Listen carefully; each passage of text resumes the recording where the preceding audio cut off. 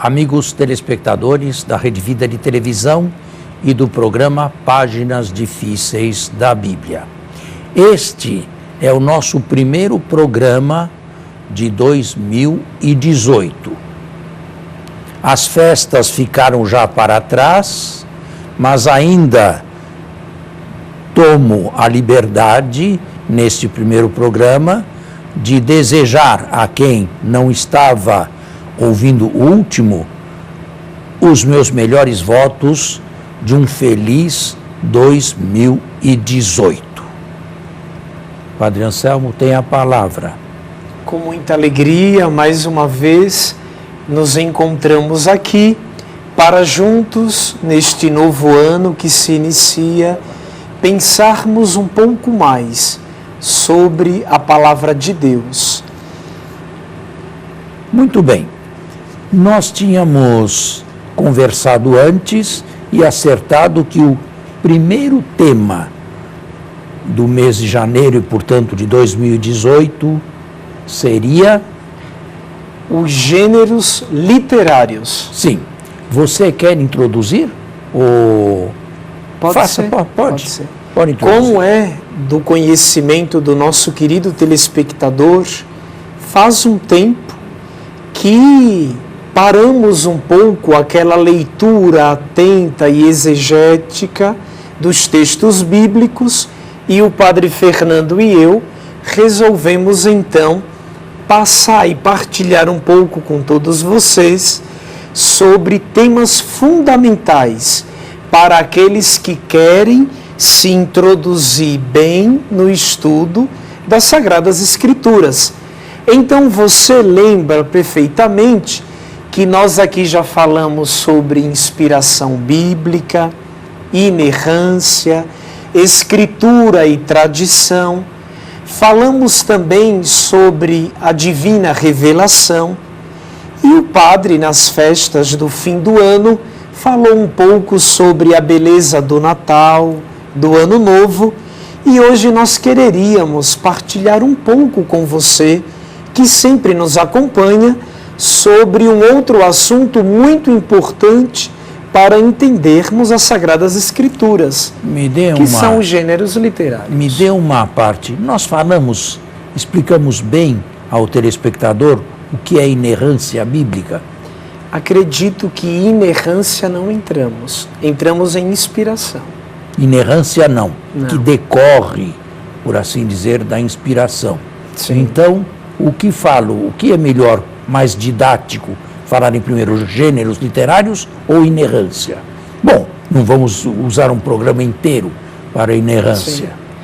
Como o senhor falou, pensando a inerrância como um transbordamento da inspiração, então eu acredito que seja melhor introduzir inerrância e depois entramos nos gêneros literários. Falemos sobre inerrância. Inerrância é uma palavra portuguesa. É só buscar o dicionário e ver o que significa. Errar significa não acertar.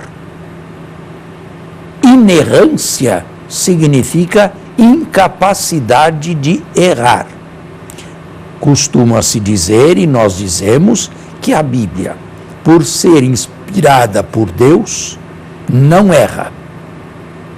Mas isto que à primeira vista é muito simples de ser dito, traz, se não for bem entendido, enormes problemas de interpretação.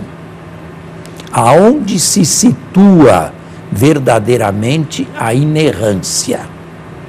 E o que quer a Igreja dizer quando afirma que a Bíblia não erra? No passado, séculos atrás, mas não muitos, houve longuíssimas discussões a respeito do tema inerrância. E chegou-se a verdadeiros extremos, tanto de um lado quanto do outro. Exegetas católicos fazendo verdadeiros malabarismos bíblicos para salvar in extremis um texto dificilmente aceitável como histórico, ou como de fato sucedido, como diz a Escritura. Dou um exemplo. Os animais nunca falaram, mas a serpente certa vez falou com Eva. Os jumentos são mudos, mas uma vez um jumento na história de Balaão falou como um profeta. São textos que se encontram na Escritura. Bem, eu dou a posição de hoje. Claro que nenhum exegeta católico e de profundidade é ignorante ou infantil. Os animais nunca falaram. A inerrância bíblica estende-se a tudo aquilo, mas somente aquilo, que diz respeito à salvação da igreja e nossa pessoal. Que a serpente tenha falado com Eva, que a serpente tenha falado em palavras ou tenha falado com a locução interna, isto não diz nada à nossa fé. É mais importante saber que Eva caiu na tentação. E Adão, o seu marido, na Bíblia, também fez a mesma coisa. Importante é saber que a mula de Balaão foi mais racional do que o próprio sujeito que a montava. Inerrância significa que naquilo que diz respeito à fé, naquilo que diz respeito à salvação, a Bíblia não erra. Então, historicamente ela pode errar? Ela pode trocar nome de reis? Pode, perfeitamente. Prova disto é o livro de Daniel, que não é defensável do ponto de vista histórico, mas tem tantos outros textos que não são também defensáveis. Aqui não entra a inerrância. Lucas cometeu alguns erros históricos nos Atos dos Apóstolos. Isto não tem nada a ver com a salvação. Quem veio primeiro, que revolucionário ou que extremista veio antes do outro. Isto nada tem a ver com a nossa vida em Cristo. Portanto, neste aspecto e neste particular, a inerrância não se produz. Para o nosso telespectador, sobretudo aqueles que na vida nunca tiveram oportunidade de um estudo de teologia, o senhor teria alguma metodologia ou algum método a ensinar? A questão que fica, padre, é como saber na Bíblia o que mais importa para a nossa salvação? Tem algum método ou alguns passos que a gente poderia dar ao nosso telespectador? Bem, a resposta poderia ser desdobrada em duas. Em primeiro lugar, não existe o mais importante e o menos importante. Tudo na Bíblia foi escrito, inspirado por Deus. Portanto, não se trata de escolher páginas especiais. Ou se pega um livro inteiro e o lê de cabo a rabo, de fio a pavio, ou então se segue um determinado método, como a liturgia de cada dia na celebração da missa. Mas não é, por exemplo, abrindo a Bíblia assim, que vou encontrar o que Deus quer dizer-me naquele momento. Isto não se faz, isto não é um processo, digamos, sensato. Agora, esta é uma resposta. Nada é menos importante ou mais importante. Porém, isto dito, eu devo modificar um pouquinho o que acabo de dizer. É claro que Deus se engaja em toda a Bíblia, mas se engaja de maneira diferente. Ele se engaja muito mais nos evangelhos do que na historiazinha de Sansão e Dalila. É evidente que o engajamento é muito maior. É evidente que os textos da paixão de Jesus, que há poucos meses atrás analisamos profundamente, falam muito mais a nós do que o livro dos Juízes. Mas nem por isto eu posso abandonar o livro dos Juízes e teimosamente buscar para mim na Bíblia apenas aquilo que me agrada. E de resto, a Bíblia não foi escrita para mim. A Bíblia foi escrita para a igreja, da qual eu sou um membro. Ela não foi escrita tendo em vista eu, hoje, aqui no Brasil, aqui em São Paulo. Ela tem uma abrangência sempre atual, mas universal. Um texto que para mim possa não dizer muito, para outro faz um efeito contrário. Temos um minuto. Então a gente pode deixar uma próxima pergunta para o próximo bloco, eu creio ser melhor. Ou acho que seria melhor fazer um intervalo, né? E deixarmos aí a pergunta para o bloco seguinte. Estamos de volta e você tinha querido fazer uma pergunta. Exato. Agora temos um tempo suficiente. Pela inerrância, conforme o senhor acabou de nos falar, nós então acreditamos que, quanto ao texto bíblico, Deus não erra, não se engana, nem tampouco pode nos enganar. Essa é uma tese da inerrância. Entendendo o processo. Por outro lado, também é verdade que nas Escrituras, há muitas tensões e contradições. O que pode acontecer na vida de um leigo quando ele se atém a ler as Escrituras e não entende o processo de inerrância, padre? Ele pode cair em alguns perigos? É claro que ele pode. Evidente que ele pode. Ou ele cai no fundamentalismo, não é? Ou ele cai no relativismo. Tudo é relativo. Das duas, uma. E as duas coisas são absolutamente erradas. Eu me lembro muito, quando eu era criança, que me ensinavam que a Bíblia não erra. Bem, eu era criança, eu não tinha espírito crítico, eu aceitava o que me falavam.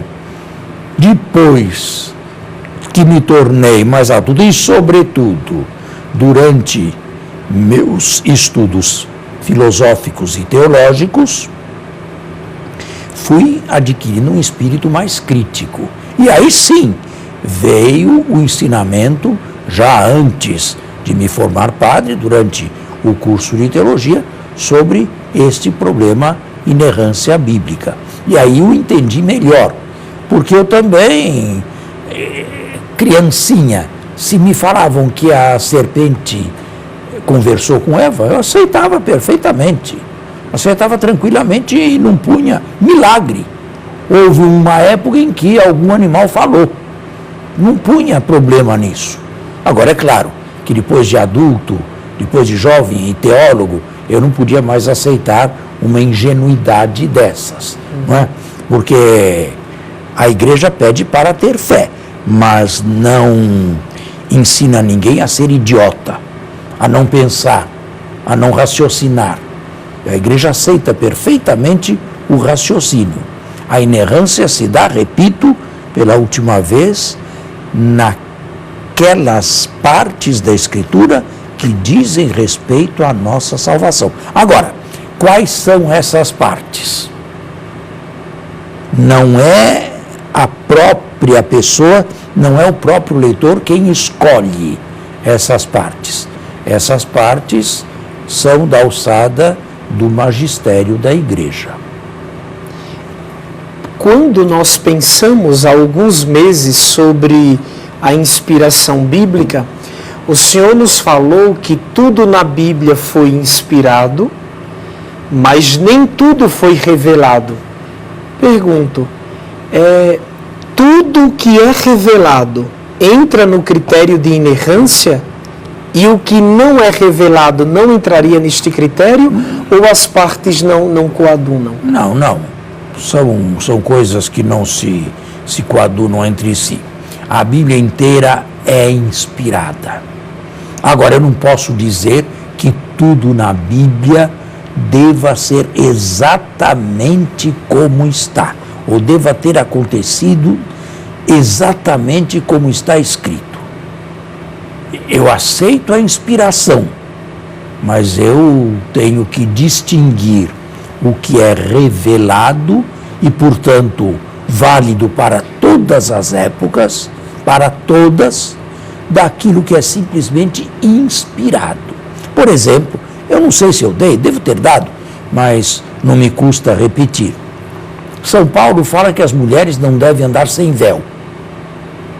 E a própria natureza já fez isso, porque dá às mulheres cabelos longos e a nós homens dá cabelos curtos. É uma vergonha de São Paulo a uma mulher rezar com o rosto, com o cabelo descoberto. Como é uma vergonha o homem rapar os próprios pelos. Mas a igreja notou que isso aqui fazia parte de uma época.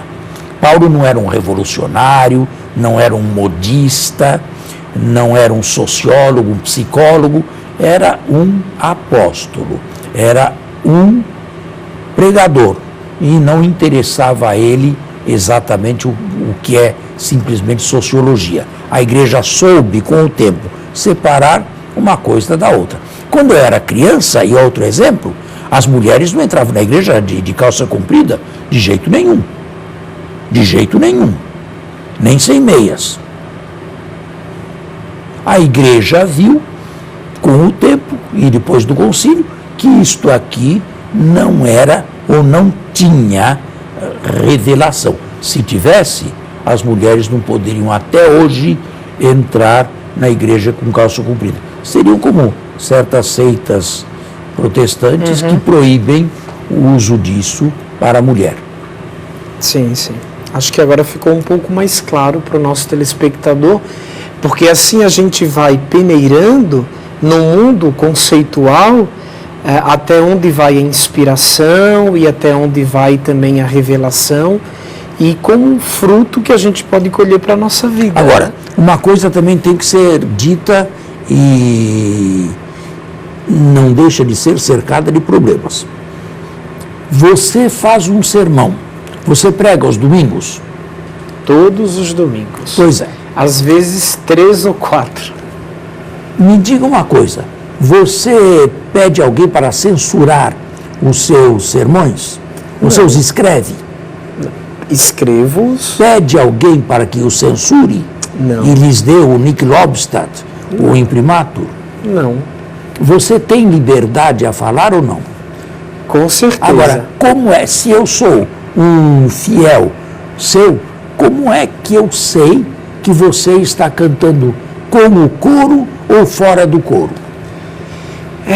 Essa é uma longa história. Em primeiro lugar, o bispo que me ordenou, no ato da ordenação, acho que ele entendeu que eu tinha juízo e que já seria maduro para ser ordenado. E como colaborador do bispo, eu devo falar a língua da igreja. Embora, de acordo com os documentos, o único apto a falar numa diocese é o bispo. E eu, fazendo as vezes do bispo, falo como colaborador dele. Agora, se o que falo está dentro do coro, essa é uma grande questão, né? Ninguém está ali para censurá-lo. Não. Ninguém o censura. Você tem total liberdade e eu também, porque eu também prego. Agora, nós estudamos teologia católica, não uma teologia ecumênica qualquer. Nós estudamos bons anos de teologia.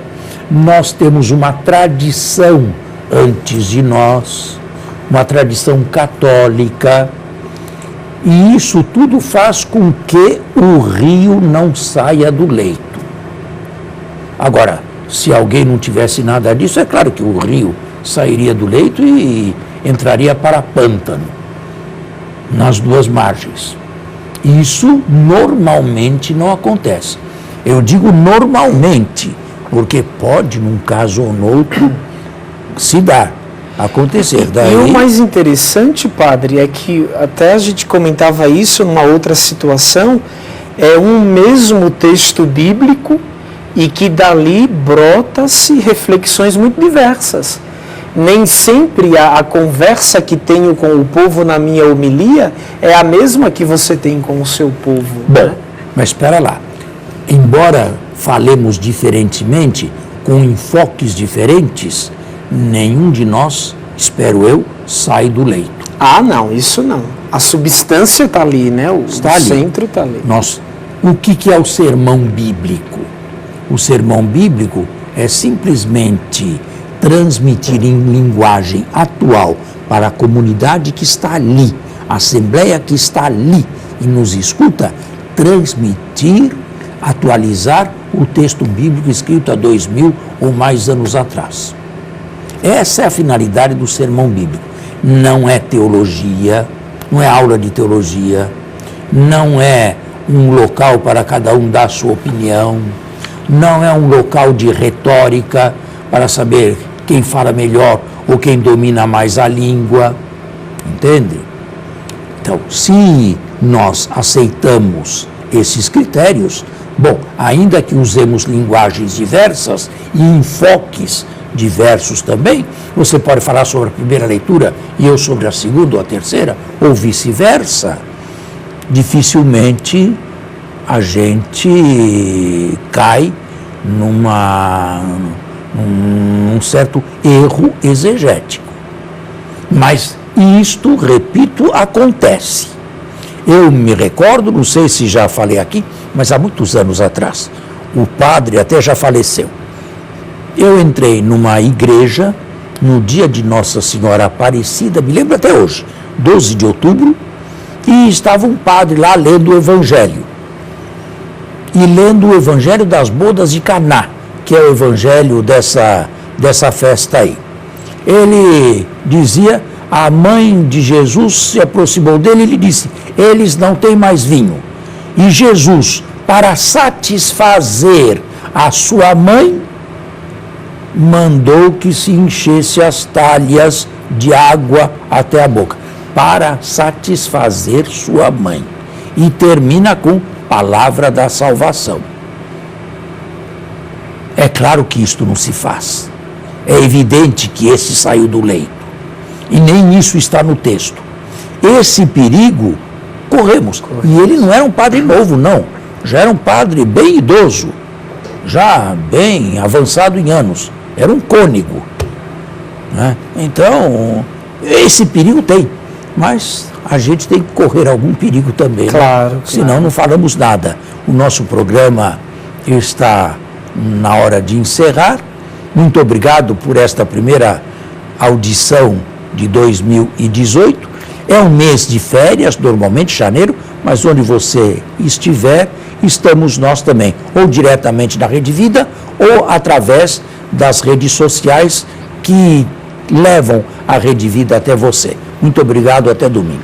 A você e a sua família que nos acompanha aqui pela Rede Vida, um bom domingo e uma boa semana. Fique na paz do Senhor.